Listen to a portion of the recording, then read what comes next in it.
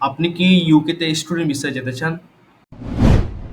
আজকের এই ভিডিওতে আমরা জানবো স্টুডেন্ট ভিসা এবং সম্পর্কে একটি একটি পুরোপুরি গাইডলাইন দেওয়ার চেষ্টা করব।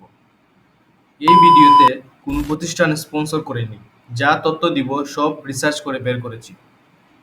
বিদেশে উচ্চশিক্ষার জন্য প্রথমত আপনাকে কান্ট্রি চুজ করতে হবে, দেন আপনাকে ইউনিভার্সিটি চুজ করতে হবে।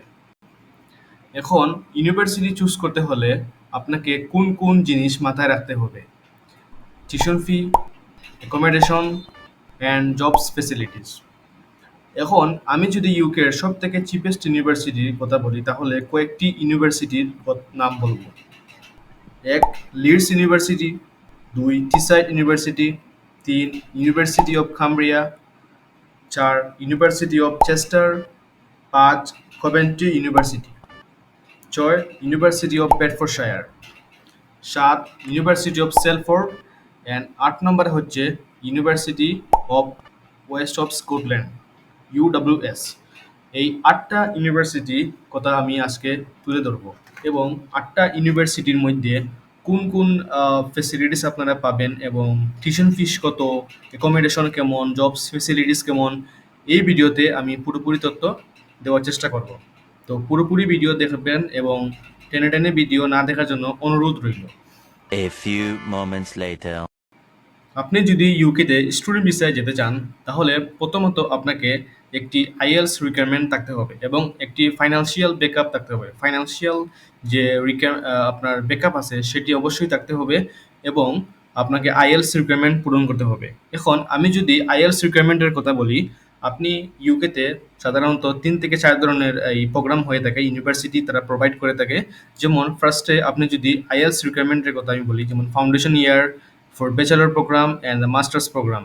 এখন এখন আপনি যদি ফাউন্ডেশন প্রোগ্রামে যেতে চান, তাহলে যাদের ফাউন্ডেশন প্রোগ্রামটা হলো সাধারণত যাদের রেজাল্ট মানে একাডেমিক ইয়ার অ্যান্ড আইএলস এর রেজাল্ট যাদের কম, যারা একটু কম মেধাবী, তাদের জন্য ফাউন্ডেশন ইয়ার করে থাকে। এবং ফাউন্ডেশন ইয়ারে মূলত ইংলিশ রিকোয়ারমেন্টের যে ল্যাঙ্গুয়েজের কোর্স আছে সেটি তারা প্রোভাইড করে থাকে ইউনিভার্সিটি থেকে। এখন ফাউন্ডেশন ইয়ারে আপনাকে যেতে হলে আইএলস একাডেমিক ইউকেবিআই আপনাকে অবশ্যই থাকতে হবে 4.5 ওভারঅল, এবং নো লেস দেন 4 পয়েন্ট। আপনাকে ইউকেবিআই একাডেমিক আইএলসে 4.5 অবশ্যই থাকতে হবে, এবং নো লেস দেন 4 পয়েন্ট থাকতে হবে। মানে স্পিকিং, রিডিং, রাইটিং আর লিসেনিং, এই 4 সাবজেক্টে আপনাকে নো লেস দেন 4, মানে 4 পয়েন্ট থাকতেই হবে মাস্ট, আপনি যদি ফাউন্ডেশন ইয়ারে যেতে চান। এখন ফাউন্ডেশন ইয়ারে যে তথ্য আছে, যেমন ফাউন্ডেশন ইয়ারে আপনি যদি যান, তাহলে এটা 1 বছরের কোর্স থাকবে। 1 বছর বা কোনো ইউনিভার্সিটি 2 বছরে প্রোভাইড করে, আপনার ব্যাকগ্রাউন্ডের উপর নির্ভর করবে, আপনার উপর ডিপেন্ডস করবে। এখন ফাউন্ডেশন ইয়ারে কথা হচ্ছে যে ফাউন্ডেশন ইয়ারের টিউশন ফিসটা কত। ফাউন্ডেশন ইয়ারের টিউশন ফিসটা হলো মূলত ইউকের ইউনিভার্সিটি, যেমন এভারেজ ফিসটা হলো 9,250 পাউন্ড, 9,500 পাউন্ড, এরকম, মানে 9,500 পাউন্ড প্রায় এভারেজ ফিস, আমি রিসার্চ করে দেখেছি। এখন আমি চাইলে আপনাকে আমি কয়েকটি ইউনিভার্সিটি যে নাম বলবো, এই ইউনিভার্সিটি কোন কোন ইউনিভার্সিটি যদি এবং অ্যাকোমোডেশন এবং জব ফেসিলিটিস হবে কোনটার জন্য। ইউকের এমন এমন ইউনিভার্সিটি আছে যেগুলো 18,000 20,000 পাউন্ডের ব্যাচেলর প্রোগ্রামের জন্য অনেক এক্সপেন্সিভ, 25,000 30,000 পাউন্ডও তারা থেকে প্রোভাইড করে এই কোর্সের জন্য।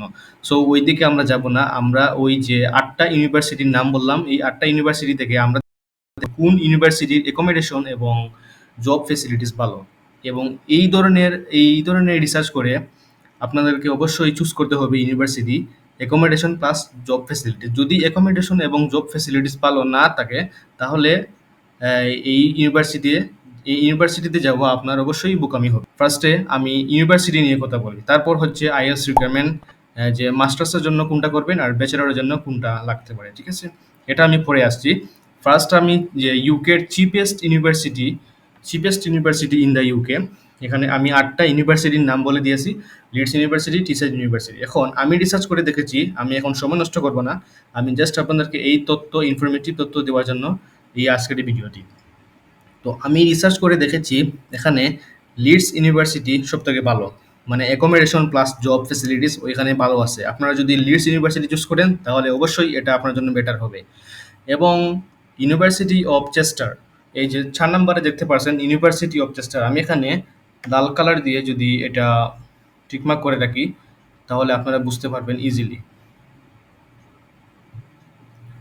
ওকে, তাহলে লিডস ইউনিভার্সিটি আপনাদের পছন্দের মধ্যে একটা তালিকা থাকবে, ঠিক আছে?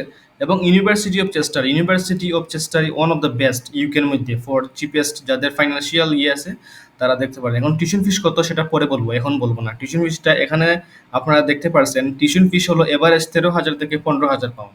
ইউকের এভারেজ ইউনিভার্সিটিতে আপনাদের ব্যাচেলর প্রোগ্রামের জন্য টিউশন ফিসটা হলো 13 থেকে 15,000 পাউন্ড হয়ে থাকে।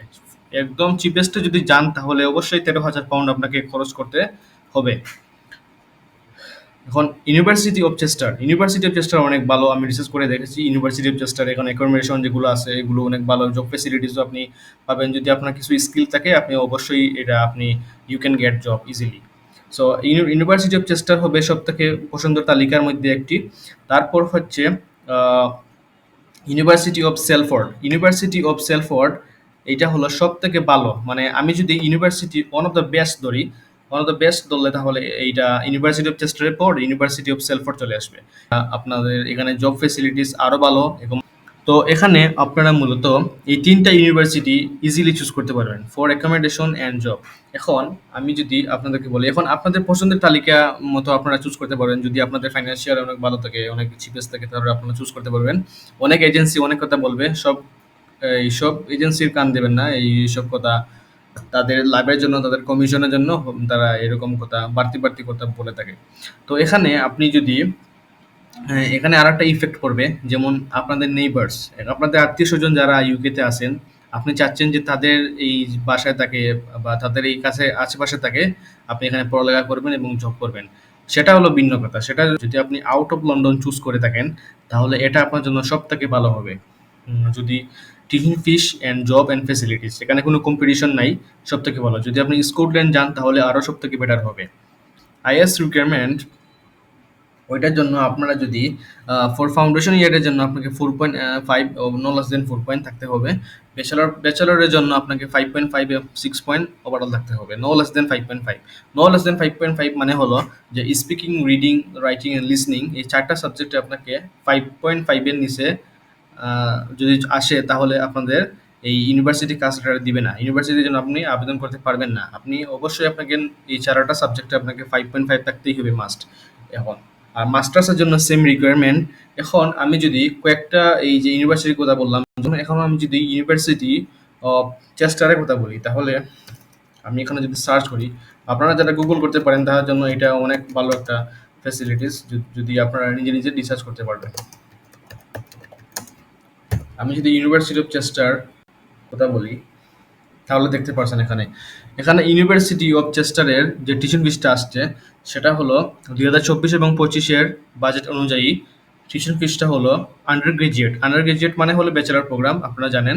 এখানে 13,950 পাউন্ড হলো শুধু এই আন্ডার গ্রাজুয়েটের জন্য, ব্যাচেলার প্রোগ্রামের জন্য।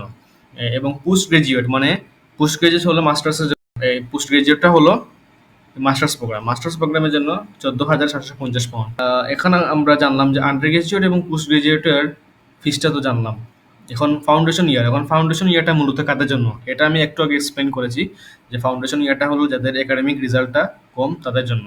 এখন ফাউন্ডেশন ইয়ার 1 ইয়ারে হয়ে থাকে, মূলত 1 ইয়ারের কোর্স আপনারা করে তারপর যে আপনাদের এই মানে ভার্সিটি লাইফ শেষ, এটা কোনো বিষয় না।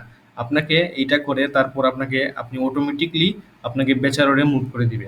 আপনি যখন ফাউন্ডেশন ইয়ার কোর্স করবেন, ফাউন্ডেশন ইয়ার কোর্স করার পর আপনি ফাউন্ডেশন ইয়ার থেকে অটোমেটিকলি ইউনিভার্সিটি আপনার এই লেভেলটা ব্যাচেলর প্রোগ্রামে মুভ করে দিবে, মানে সুইচ করে দিবে। তারপর আপনি ব্যাচেলর প্রোগ্রামে গিয়ে আরও 3 ইয়ার্স, মানে 3 ইয়ার্স আরও আপনাকে স্টাডি করতে হবে। 3 ইয়ার্স স্টাডি করার পর আপনি তারপর আপনার ডিগ্রি শেষ করতে পারবেন। এখন কথা হচ্ছে যে ফাউন্ডেশন ইয়ারের জন্য আপনারা বাংলাদেশ থেকে মানে আমাদের দেশ থেকে অনেক মানুষই যান যে ফাউন্ডেশন ইয়ার কিভাবে হয়ে থাকে, কেমন হয়ে থাকে। আবার যাদের ইচ্ছুক যে না আমি ফাউন্ডেশন ইয়ারে যাব না, আমি ব্যাচেলর প্রোগ্রামে ডাইরেক্ট চলে যাব, আমার রেজাল্ট আইএলটিএস একটাতে 5.5 5 পয়েন্ট চলে আসছে বা 4.5 চলে আসছে, এখন আমি কী করবো, আমার ওভারঅল ভালো আছে। এটা যদি হয়ে থাকে তাহলে একটা ওয়ে আছে, যেমন এই আপনি যে ইউনিভার্সিটিতে যাবেন সেই ইউনিভার্সিটিতে গিয়ে দেখবেন, ওয়েবসাইটে গিয়ে দেখবেন যে তাদের কোনো প্রি সেশনাল কোর্স আছে কিনা। যদি প্রি সেশনাল কোর্স থাকে প্রি সেশনাল কোর্স থাকে তাহলে ওই কোর্সের আন্ডারে আপনি ধরেন 5 উইক টু 10 উইক মানে 5 উইক টু 10 উইকের ভিতরে একটা কোর্স তারা প্রোভাইড করে থাকে। এই কোর্সের ফিটা হচ্ছে প্রায় 1850 পাউন্ড থেকে প্রায় 3000 পাউন্ড পর্যন্ত বা 4000 পাউন্ড পর্যন্ত হয়ে থাকে। এই ফিসটা দিয়ে আপনারা ইউকে ইউনিভার্সিটিতে আপনারা যেতে পারবেন।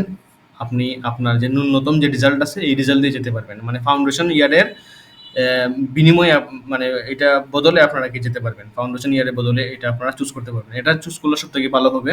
আপনাকে ব্রিটিশ কাউন্সিলে প্রথমত এখানে ইউনিভার্সিটিতে কয়েকটা 1 থেকে 2 মাসের একটা কোর্স তারা সাজেস্ট করবে। এটা করবেন। এটা করার পর অটোমেটিক্যালি আপনারা এই ব্যাচেলরে মুভ করতে পারবেন। ফাউন্ডেশন ইয়ারে যদি আপনারা যান তাহলে 1 ইয়ার করতে হবে এবং 1 ইয়ারের ফিসটা হলো ৯,২৫০ পাউন্ড। এখন আমি ওখানে উল্লেখ করে দিচ্ছি যে ফাউন্ডেশন ইয়ারের ফিসটা কত। আমি লিখে দিচ্ছি এখানে ফাউন্ডেশন